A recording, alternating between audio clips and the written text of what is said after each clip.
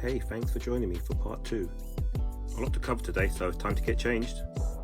That's perfect, let's get going. First job, let's get rid of that radiator. It's all about angles today, so what you'll need is a protractor or an angle finder, like this. So let's measure our first angle. Let's see what we've got. So we have 141 degrees. You can simply divide it by 2 or use this handy guide. I'll put a link in the comments. This is pretty strange to get your head around, but what we need to do is count back from 90 degrees. So what we're going to do is 20.5 degrees from 90. We can't actually measure 17.5 degrees on a miter saw. Now that's been set, you simply cut the wood at the angle that we've set it to. It's a good idea to play around with a scrap piece of wood because you may find you need to adjust the angle by a degree or 2 either way.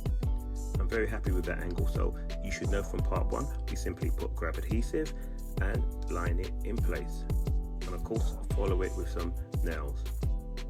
I'm hopping up to do the picture roll now, so we're going to use the same angle that we've got already and attach in the same way, and again with the dado roll, and simply carry on as we did in part 1.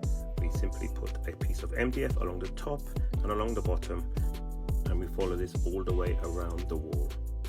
I have a step I need to get over, so I decided to put 2 45-degree cuts on the dado rail. Another tricky section, I need to get a piece of wood around the radiator pipes. So I cut 2 holes and made slits through them. Another tricky section, but I had to cut a number of pieces of MDF to go around the 45-degree dado rail. I also had to cut a curve in the MDF to go around the stairs.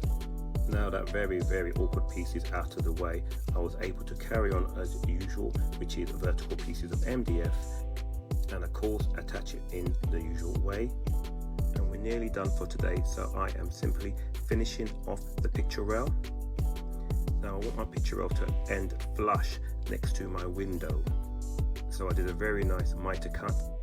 This cut makes for a very nice finish. I will go into this cut in more detail in a separate video.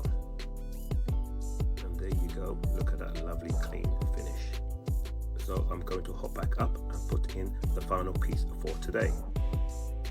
So here we go, picture rail goes all the way across and it ends at the window, and simply attach that little piece we did earlier. Now doesn't that look absolutely fabulous? Please make sure you like and follow for part 3.